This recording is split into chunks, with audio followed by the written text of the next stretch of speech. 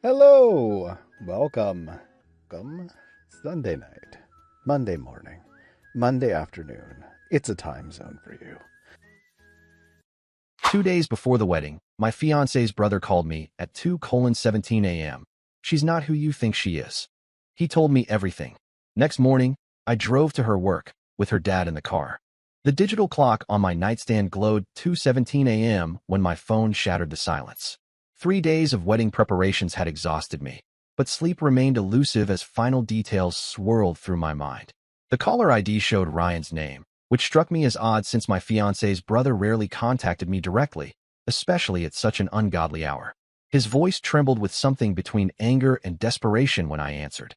Ryan had discovered something that would destroy our upcoming ceremony, something about his sister that she had hidden from everyone, including her own family. He refused to elaborate over the phone, insisting we meet at the old diner on Route 47 immediately. The 20-minute drive through empty streets gave my mind time to race through possibilities. Financial troubles seemed most likely, perhaps debts that would burden our marriage. Maybe she had been married before and never mentioned it. These scenarios felt manageable, fixable even. Ryan sat hunched in a corner booth, clutching a manila envelope and a cup of cold coffee. His usual confident demeanor had crumbled into something unrecognizable. Dark circles under his eyes suggested he hadn't slept in days. When he looked up at me, the resemblance to his sister became painfully apparent. The envelope contained photographs, bank statements, and printed emails that painted a picture I couldn't immediately comprehend. The images showed my fiancé entering and leaving a downtown office building that housed several private investigation firms. The bank statements revealed regular payments to something called Meridian Research Solutions, a company I had never heard her mention. Ryan explained that he had stumbled upon these documents while helping their father organize financial papers for the wedding gift he planned to give us. What started as innocent curiosity had led him down a rabbit hole that revealed his sister's secret profession. For the past 4 years, she had been working as a private investigator specializing in matrimonial cases, essentially a professional mistress who helped expose cheating spouses. The revelation hit me like a physical blow, but Ryan wasn't finished. He pulled out additional photographs showing my fiancée in intimate situations with various men, always in hotel rooms or expensive restaurants. These weren't random encounters, but carefully orchestrated operations designed to test the fidelity of suspicious wives' husbands. My first instinct was to defend her, to find logical explanations for what appeared to be damning evidence. Perhaps she had been forced into this work, threatened somehow. Maybe the photographs were doctored or taken out of context. Ryan shook his head sadly and produced the final piece of evidence that would shatter my world completely. Among the printed emails was a detailed conversation between my fiancée and her supervisor at Meridian Research Solutions discussing a new assignment.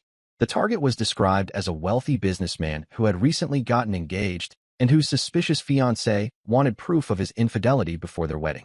The target's description matched me perfectly, down to my height, hair color, and the expensive watch I wore daily. The timeline became sickeningly clear as Ryan walked me through the evidence. Our first meeting at the coffee shop near my office hadn't been coincidence, but careful planning. The charming way she had bumped into me, spilling her latte on my shirt, had been a practiced maneuver. Our whirlwind romance, which I had attributed to perfect compatibility, was actually a professional seduction designed to gather evidence of my unfaithfulness. But the cruel irony was that I had remained completely faithful throughout our relationship. The investigation should have concluded months ago with a clean report, yet here we were, 2 days before our wedding. Ryan showed me more recent emails that revealed the truth behind her continued deception. My fiancée had fallen in love with me during the course of her investigation. The professional had become personal, and she found herself trapped between her genuine feelings and her fraudulent foundation. Her supervisor had grown suspicious of the extended timeline and lack of concrete evidence, threatening to expose her emotional compromise to their client. The client, according to the email chain, was actually my former business partner's wife. She had suspected our professional relationship extended beyond business hours and hired the investigation firm to prove her suspicions. The investigation had been ongoing for 8 months, covering the entire duration of my relationship with the woman I was planning to marry. Ryan revealed that he had confronted his sister the previous evening, demanding an explanation for the documents he had discovered. She had broken down completely, confessing not only to the investigation, but to her genuine love for me and her terror about the approaching wedding. She wanted to tell me the truth, but feared losing me forever. The complexity of the situation overwhelmed me as I sat in that dimly lit diner booth. The woman I loved was real, but our entire relationship was built on a lie. She genuinely cared for me, but she was also being paid to seduce me. We were planning a wedding that would simultaneously fulfill her personal desires and complete her professional assignment. Ryan finished his explanation by revealing that his sister planned to confess everything to me after our honeymoon, hoping that our married bond would be strong enough to survive the truth. She had already drafted a resignation letter to Meridian Research Solutions and prepared a full report that would clear my name completely. The next morning arrived gray and rainy, matching my fractured emotional state perfectly. Ryan's revelations had kept me awake for the remaining hours until dawn, my mind spinning through the implications of what I had learned. The woman sleeping peacefully in our shared bed was both the love of my life and a professional deceiver. I spent the early hours researching Meridian Research Solutions, discovering a sophisticated operation that specialized in matrimonial investigations. Their website featured testimonials from satisfied clients who had uncovered affairs, hidden assets, and various forms of marital deception. The company's success rate was impressive, and their methods were apparently both effective and discreet. My phone buzzed with a text message from my fiancée, who had left early for a final dress fitting. She wrote about her excitement for our upcoming ceremony and her love for me, words that now carried double meaning. Every affectionate message became a potential lie, every shared memory tainted by the possibility of calculation. The wedding preparations continued around me as if nothing had changed. Vendors called with final confirmations, relatives arrived from out of town, and the venue coordinator requested last-minute decisions about seating arrangements. I moved through these interactions mechanically, providing responses while my thoughts remained fixed on the manila envelope hidden in my desk drawer. By midday, I had made a decision that surprised even myself. Rather than confront my fiancée directly or cancel the wedding immediately, I chose to conduct my own investigation. If she was a professional deceiver, I would become an amateur detective. The irony of investigating my investigator wasn't lost on me. My first stop was Meridian Research Solutions' downtown office building. The directory listed them on the 14th floor, nestled between a law firm and an accounting practice. I rode the elevator up, my heart pounding with each floor that passed. The receptionist confirmed that my fiancée worked there, but claimed she was currently on extended leave for personal reasons. This lie within a lie created new questions. If she was supposedly on leave, how was she still receiving assignments and communicating with supervisors? The email chain Ryan had shown me was dated from the previous week, well into her supposed absence from work. I decided to wait in the building's lobby, hoping to observe the office's operations and possibly spot my fiancé entering or leaving. 2 hours of surveillance yielded nothing except suspicious looks from security guards who clearly wondered why I was loitering in their building. The afternoon brought a breakthrough when I remembered the expensive restaurant mentioned in several of the photographs Ryan had shown me. The images showed my fiancé dining with various men, always in the same corner booth with distinctive red leather seating. The restaurant was only 6 blocks from Meridian's office, suggesting it was a regular location for their operations. The maitre d' recognized my fiancé's photograph immediately and confirmed she was a regular customer who always requested the same table. He mentioned that she typically arrived with different gentlemen and seemed to conduct business meetings over dinner. His description of her behavior suggested professional interactions rather than romantic ones, which aligned with her investigative work. More disturbing was his revelation that she had made a reservation for the following evening, our wedding eve, with a gentleman he described as older and distinguished. The booking was under her real name, not any of the aliases I suspected she might use for her work. This suggested either supreme confidence or complete carelessness. I left the restaurant with more questions than answers and a growing sense that Ryan's information represented only the surface of a much deeper deception. The timeline of our relationship suddenly seemed suspect from every angle. Had any of our interactions been genuine, or was I simply the subject of an extended professional performance? The wedding rehearsal was scheduled for that evening, an event that now felt like preparing for an elaborate theatrical production rather than a sacred ceremony. Family members from both sides would gather to practice the rituals that would legally bind me to a woman whose true identity remained a mystery. I arrived at the church early, hoping to observe my fiancé's behavior with fresh eyes. She appeared radiant and genuinely happy, greeting relatives with warm embraces and discussing wedding details with obvious excitement. If this was performance art, it was masterfully executed. During the rehearsal itself, I found myself analyzing every gesture and expression for signs of deception. When she looked into my eyes during the practice vows, did I see genuine love or professional commitment? When she laughed at her uncle's jokes, was the joy authentic or calculated?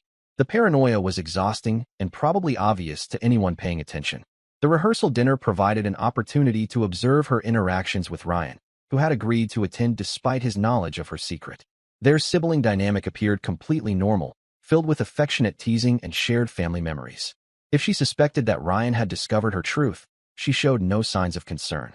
But I noticed subtle details that had previously escaped my attention. She deflected questions about her work with practiced ease, always redirecting conversations towards safer topics. When relatives asked about our future plans, her responses remained vague and noncommittal. These behaviors could be explained by normal privacy preferences, but they now seemed potentially sinister. The evening concluded with traditional toasts and well wishes from both families. My fiancé's father spoke emotionally about gaining a son and expressed his happiness that his daughter had found true love. The irony of his words was almost unbearable, knowing that his daughter's profession involved destroying marriages while simultaneously celebrating her own upcoming nuptials. The morning of our wedding eve brought unseasonably warm weather and a phone call that would transform my amateur investigation into something far more serious. The caller identified herself as Detective Sarah Martinez from the city's fraud division, requesting an immediate meeting to discuss Meridian Research Solutions and my fiancé's involvement with the company. Detective Martinez explained that Meridian had been under investigation for several months following complaints from clients who claimed to have been defrauded. The company allegedly fabricated evidence of infidelity when genuine proof couldn't be obtained, charging substantial fees for manufactured scandals that destroyed innocent marriages. My fiancé wasn't just an investigator, but potentially a key witness in a criminal case involving fraud, blackmail, and extortion. The detective had been trying to locate her for weeks, but she had seemingly vanished from her apartment and workplace. The wedding announcement in the local newspaper had provided the first concrete lead to her whereabouts. The revelation that our wedding announcement had inadvertently exposed my fiancé to law enforcement added another layer of complexity to an already incomprehensible situation. Detective Martinez requested my cooperation in arranging a meeting, emphasizing that my fiancé wasn't necessarily a criminal but could be a victim of the larger fraud scheme. I agreed to help, but only after the detective explained the full scope of their investigation. Meridian Research Solutions had been systematically defrauding clients by extending investigations indefinitely, creating false evidence when real proof couldn't be obtained, and in some cases, blackmailing targets who had actually committed infidelities. The company's business model was brilliant in its simplicity and horrifying in its execution. They would accept cases from suspicious spouses, conduct legitimate investigations initially, but then fabricate evidence regardless of what they actually discovered. Innocent targets would be framed for affairs they never committed, while guilty parties would be blackmailed to prevent exposure. My case appeared to fit neither pattern exactly, which had made it particularly interesting to law enforcement. The investigation had been ongoing for 8 months without any fabricated evidence or blackmail attempts. Instead, my fiancée seemed to have genuinely fallen in love with her target, creating a situation that compromised the entire operation. Detective Martinez revealed that they had been monitoring Meridian's communications for months and were aware of my fiancé's emotional involvement in my case. Her supervisor had grown increasingly frustrated with her lack of progress and had recently threatened to fabricate evidence if she couldn't produce results. The detective's next revelation was the most shocking yet. My former business partner's wife, the client who had hired Meridian to investigate me, had been murdered 3 days earlier. The death was initially considered a random robbery, but evidence suggested a connection to the investigation firm. The murder had prompted an acceleration of the fraud investigation, with multiple arrests planned for the day after my wedding. Detective Martinez needed my fiancé's testimony to build a case against Meridian's leadership, but she had to be brought in voluntarily before the arrests began. I found myself in the surreal position of planning to apprehend my bride on our wedding day to assist in a murder investigation.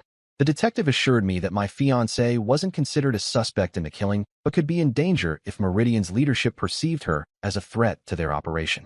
The weight of this information was staggering.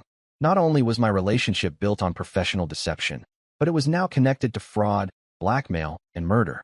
The woman I was planning to marry in less than 24 hours was potentially both a criminal and a victim, and I was the unwitting center of a police investigation.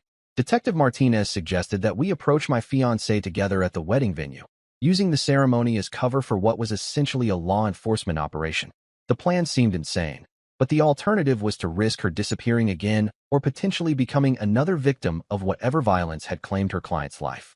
I called Ryan and explained the new developments, asking him to meet me at my apartment immediately. His reaction to the murder news was visible shock followed by genuine fear for his sister's safety. He agreed to help coordinate with the detective, but insisted that his parents be kept unaware of the situation until after it was resolved.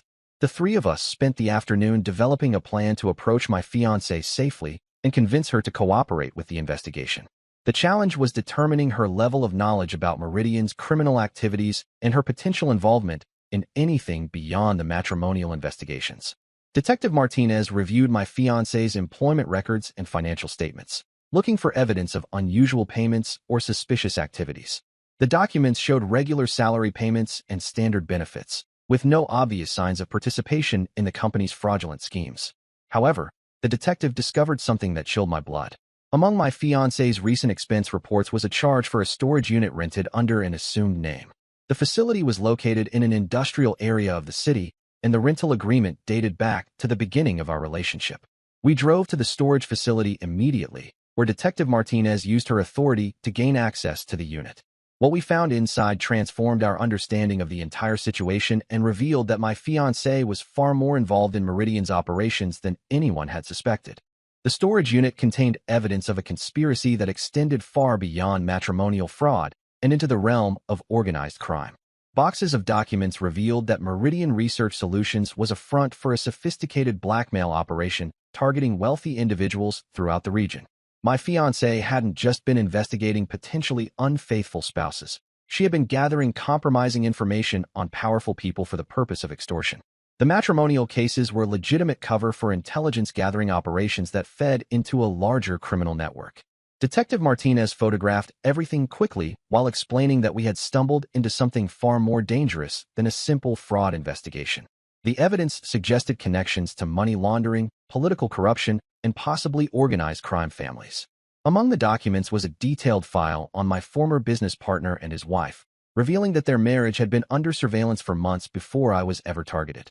The investigation into me wasn't initiated by the wife's suspicions, but was actually designed to gather leverage against my business partner, who apparently had connections to local political figures. The murdered woman had discovered the true nature of the investigation and threatened to expose the entire operation. Her death wasn't random violence, but a calculated elimination of a threat to the criminal enterprise. My fiancé's emotional involvement with me had complicated their plans and potentially placed her in danger as well. We rushed back to the wedding venue, where guests were already beginning to arrive for the ceremony.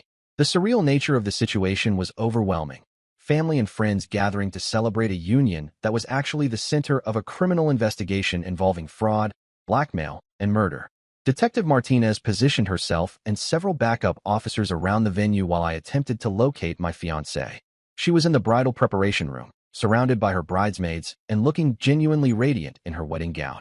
The contrast between her apparent happiness and the dark reality I had discovered was jarring. I requested a private moment with her, claiming I needed to discuss a last-minute change to our vows. When we were alone, I presented her with some of the evidence from the storage unit and watched her face transform from confusion to recognition to absolute terror. She collapsed into a chair, the elaborate wedding dress pooling around her like a white ocean of deception. Her confession came in broken fragments as she realized that her secret life had finally caught up with her. She had indeed been working for Meridian, but claimed to have been unaware of the broader criminal activities until recently. According to her story, she had been recruited as a legitimate private investigator and assigned matrimonial cases that seemed straightforward. The emotional involvement with me had been genuine and unexpected, complicating her professional obligations and creating conflicts with her supervisors.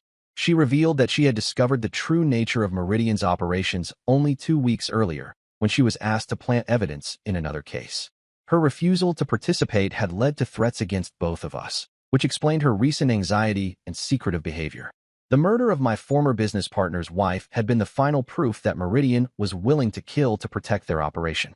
My fiancée had been planning to disappear after our wedding, hoping to escape the criminal network and start a new life with me somewhere far away. Detective Martinez entered the room at that moment, having grown concerned about the length of our conversation. My fiancée agreed to cooperate with the investigation in exchange for protection and reduced charges related to her involvement in the matrimonial fraud. The wedding ceremony became an impromptu law enforcement operation as additional officers arrived to secure the venue and ensure the safety of all guests. We had to make a decision about how to handle the immediate situation with hundreds of family members and friends expecting a celebration.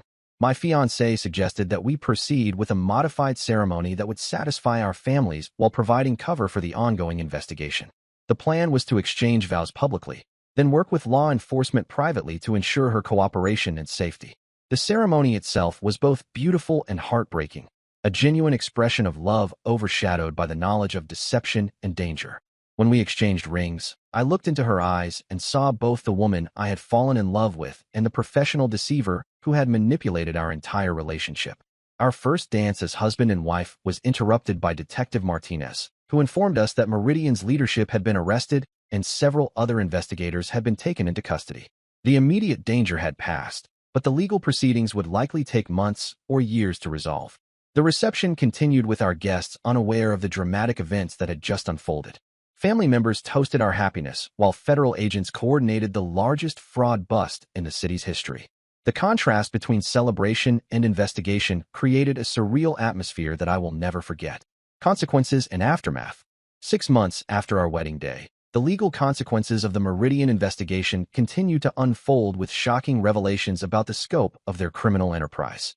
My wife testified as a key witness in federal court, helping prosecutors secure convictions against 12 individuals involved in the fraud and blackmail operation.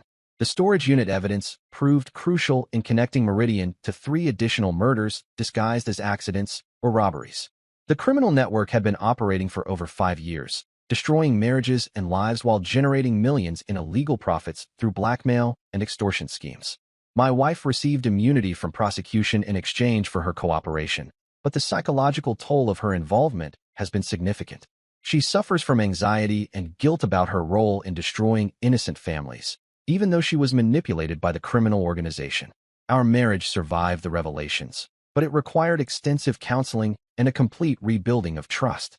The foundation of deception made every interaction suspect initially, and we had to learn to love each other again based on honest communication rather than professional manipulation. Ryan supported his sister throughout the legal proceedings and helped coordinate her testimony with federal prosecutors. The family dynamics changed permanently when their parents learned the truth about her secret profession, though they eventually accepted the situation and supported her recovery. Detective Martinez became an unexpected ally in our healing process, helping us understand the psychological techniques used by criminal organizations to recruit and control their operatives. My wife had been as much a victim as a perpetrator, manipulated by professionals who exploited her financial desperation and emotional vulnerabilities. The investigation revealed that hundreds of marriages had been destroyed by Meridian's fabricated evidence, leading to a wave of civil lawsuits against the company and its operatives. Many clients demanded refunds and damages, while victims of their blackmail schemes came forward to testify about years of financial exploitation. My former business partner was revealed to have been laundering money for organized crime families, explaining why his wife had been murdered when she threatened to expose the investigation. His arrest on federal charges vindicated the original suspicions that had led to my wife being assigned to investigate me. The wedding venue where our ceremony took place became briefly famous as the site where federal agents arrested an entire criminal network. The management company used the publicity to market their security capabilities, though they refunded our deposit due to the unusual circumstances. Our honeymoon was postponed indefinitely while my wife worked with federal marshals to ensure her safety during the trial proceedings. Several members of the criminal organization remained at large, and witness protection protocols were necessary until all arrests were completed. The media attention surrounding the case was intense but brief, with our story becoming part of a larger narrative about matrimonial fraud and organized crime. We declined interview requests and maintained privacy throughout the legal proceedings, focusing on rebuilding our relationship and planning our future. Today, we live in a different city under our real names, having relocated after the trials concluded and the remaining criminals were apprehended.